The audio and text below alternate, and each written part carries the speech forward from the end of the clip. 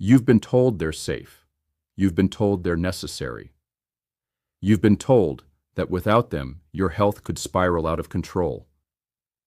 But what if I told you, as a heart surgeon who's seen the inside of thousands of chests, that some of the most commonly prescribed pills for seniors are quietly undermining the very thing they're meant to protect?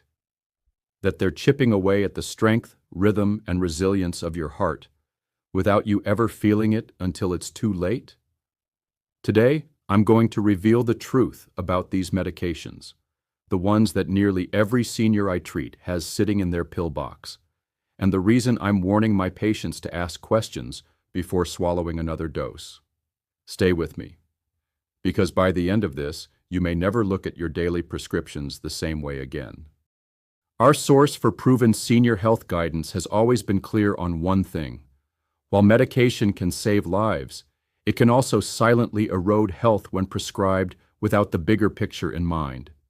And here's the bigger picture. The heart is not just a pump. It's an intricate electrical system, a muscle, and a living tissue that depends on balance. When the wrong chemical signal keeps hitting it day after day, that balance starts to crack. In my operating room, I've seen hearts weakened, stiffened, or thrown into chaos, not just by disease, but by the very drugs meant to help. Let's start with one of the most surprising culprits, certain antacids. Yes, the chalky little tablets and capsules you take to stop heartburn. Many seniors pop them daily for years without thinking twice. But here's the problem. Prolonged use of some proton pump inhibitors has been linked to magnesium depletion. Magnesium is crucial for maintaining a steady heart rhythm. When levels drop, your heart's electrical signals misfire. I've had patients whose palpitations and arrhythmias stopped within weeks of adjusting their antacid use. They thought their heart was failing, when really it was starving for a mineral those pills had been quietly draining. Then there are some blood pressure medications, not all, but specific types, especially older beta blockers, that slow the heart too much. Don't get me wrong, controlling blood pressure is essential for heart health. But when the dose is too high or the wrong formulation is chosen for the patient's lifestyle, the heart rate can drop into dangerous territory. I've met active seniors who suddenly found themselves short of breath and dizzy, not because of age, but because their medication was holding their heart back like a leash too tight around the neck. Painkillers are another shadowy player in this story. Over-the-counter NSAIDs like ibuprofen might seem harmless, but in seniors with heart concerns, regular use can increase blood pressure, cause fluid retention, and strain the heart muscle. I've had patients come in with swollen ankles and mild heart failure symptoms, convinced they'd eaten too much salt, when in reality, the culprit was sitting in their bathroom cabinet, taken daily for arthritis pain. Now let's talk about certain diabetes medications, especially older ones, that push the pancreas to release more insulin aggressively. High insulin spikes can promote sodium retention and swelling, which means more work for the heart. Over time, that extra workload is like forcing your heart to run uphill every day, even when you're just sitting in a chair. Another category many don't suspect: specific antidepressants. Some types can prolong the QT interval on an ECG, which is a fancy way of saying they can interfere with the timing of your heart's electrical cycle. For most healthy young adults, this isn't a huge issue, but for seniors, especially those with underlying heart disease, this can tip the balance toward dangerous rhythm problems. We also have to address certain allergy and cold medications. Anything with strong decongestants like pseudoephedrine can constrict blood vessels and raise blood pressure sharply. I've seen patients with perfectly controlled hypertension suddenly spike to alarming numbers after a few days of over-the-counter cold relief. And the scariest part? Most didn't even mention they were taking it until I asked directly. Then there's the hidden danger in some prescription sleep aids. Certain sedative hypnotics don't just make you drowsy, they also slow down heart rate and breathing. For a senior with borderline heart function, That extra slowdown at night can mean less oxygen delivery to the body's tissues, forcing the heart to work harder once you're awake. And finally, perhaps the most controversial, some cholesterol-lowering statins. While statins have undoubtedly saved lives by reducing heart attack risk, a subset of my patients develops muscle weakness, including weakness in the heart muscle itself.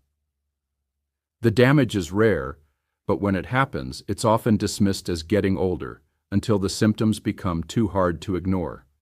So there they are, 8 categories of pills that, while useful in the right circumstances, can become silent saboteurs when used without careful monitoring. But before you panic or throw out your medications, understand this. The problem is not always the pill itself, but the context. The dose, the combination with other drugs, the absence of regular review.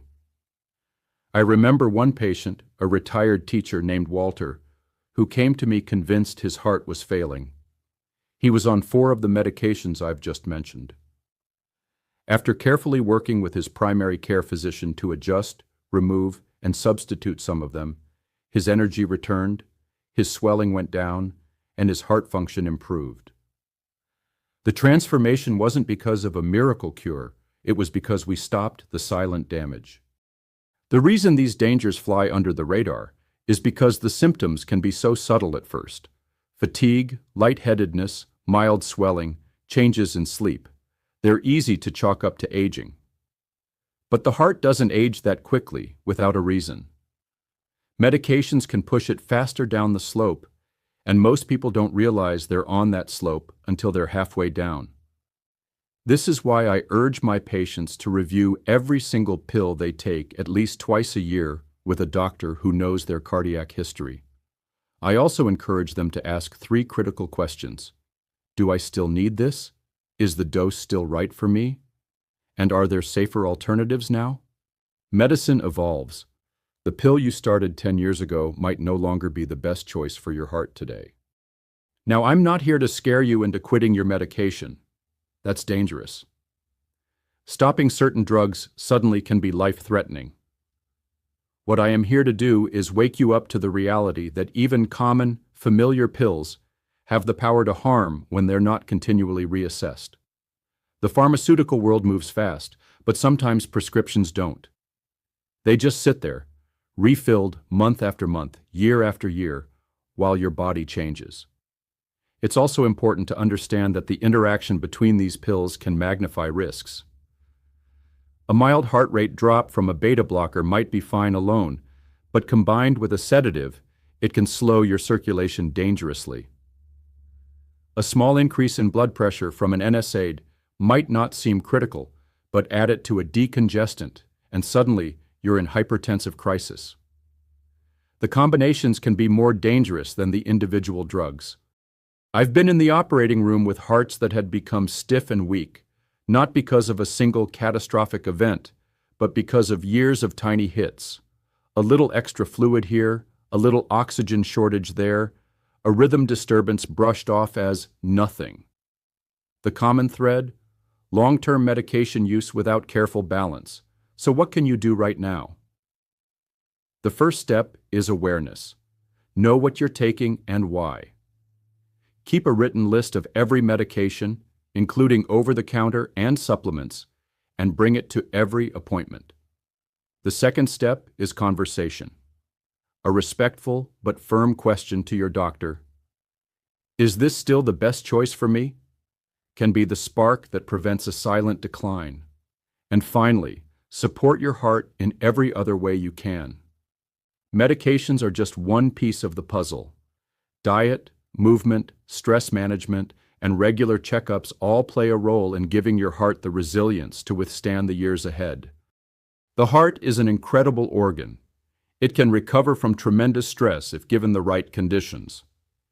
But it's also unforgiving when pushed past its limits. Don't let your trust in a pill keep you from asking the hard questions. Your doctor should welcome those questions. The best ones do. Imagine 6 months from now. You're walking without that breathlessness, sleeping without waking up tired, and your blood pressure and rhythm are steady. That's not just possible. I've seen it happen when patients become active participants in their own care. If this message hit home for you, if you've ever wondered about the safety of what you're taking, then please take the next step. Share this with someone you care about. And for more clear, practical, and research-backed guidance for living longer, stronger, and healthier, make sure you hit that like button, subscribe, and turn on notifications.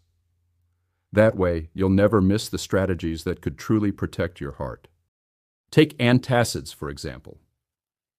Many seniors use them daily for heartburn relief, unaware that some proton pump inhibitors can deplete magnesium, a mineral essential for steady heart rhythms. Magnesium deficiency can cause palpitations or dangerous arrhythmias, which sometimes resolve simply by adjusting the medication. Blood pressure control is crucial, but certain older beta blockers, especially in high doses, can slow the heart too much. Active seniors may suddenly feel short of breath or lightheaded, not because of heart failure, but because their medication is restraining their heart's natural rhythm. Painkillers, particularly NSAIDs like ibuprofen, can quietly raise blood pressure, promote fluid retention, and strain the heart muscle. Seniors using them regularly for arthritis often develop swollen ankles or mild heart failure symptoms, mistakenly blaming salt intake instead of the pills in their bathroom cabinet.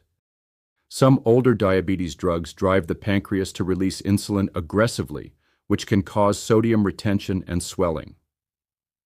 This forces the heart to work harder every day, even at rest, increasing long-term strain.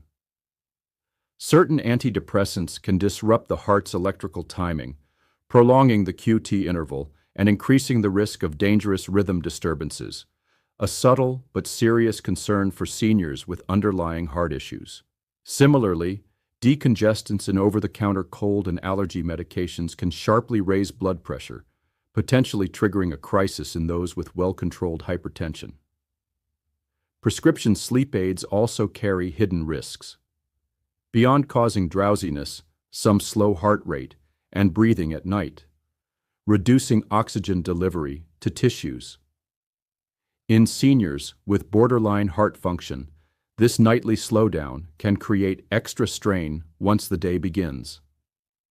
Even cholesterol-lowering statins, while life-saving for many, can cause muscle weakness in a small percentage of patients, including the heart muscle itself.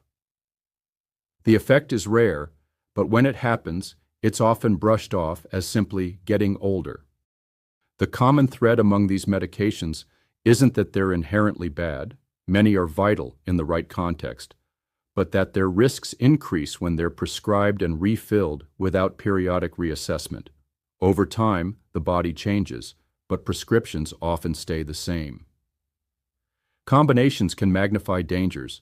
A beta blocker that modestly lowers heart rate might be safe alone, but when combined with a sedative, circulation could slow to dangerous levels. A slight blood pressure increase from NSAIDs might be manageable, but with a decongestant added, it could become a hypertensive crisis. The story of Walter, a retired teacher, illustrates the point. On 4 of these high-risk medications, he came in with fatigue and swelling, convinced his heart was failing. By working with his doctor to adjust doses and remove unnecessary drugs, his energy returned, swelling disappeared, and heart function improved, not through a miracle cure, but by eliminating silent damage. This is why seniors are urged to review every medication twice a year with a doctor familiar with their heart history. 3 critical questions should guide the conversation. Do I still need this? Is the dose still right? Are there safer alternatives now? Medical research evolves quickly, and a drug that was the best choice a decade ago may no longer be the safest option today. Awareness is the first step. Keep an up-to-date list of all medications, including over-the-counter products and supplements, and bring it to every appointment. Open conversation with healthcare providers is essential. Good doctors welcome questions and will work with patients to balance treatment effectiveness with safety. Supporting the heart isn't just about avoiding harm, it's about building resilience. Diet, movement, stress management, and regular checkups are equally important in protecting heart health. When the heart is cared for in multiple ways, it can recover from stress and continue to serve reliably for years. The central message is simple. Medications are powerful tools, but they are not set and forget solutions. They need ongoing evaluation, especially for seniors whose bodies process drugs differently over time. Small, careful adjustments can make the difference between a slow decline and renewed vitality. 6 months from now, with the right changes, it's possible to be walking without breathlessness, sleeping deeply, and maintaining steady blood pressure and rhythm. That outcome isn't rare. It's what happens when patients take an active role in their care, stay informed, and work in partnership with their healthcare team. This isn't about fear, but about empowerment. It's about recognizing that even familiar pills can have unexpected effects, and that vigilance can preserve both heart health and independence. By staying curious, asking questions, and making informed decisions, seniors can protect the heart from silent harm and keep it strong for the years ahead. Because here we don't just talk about problems, we uncover solutions that work in the real world.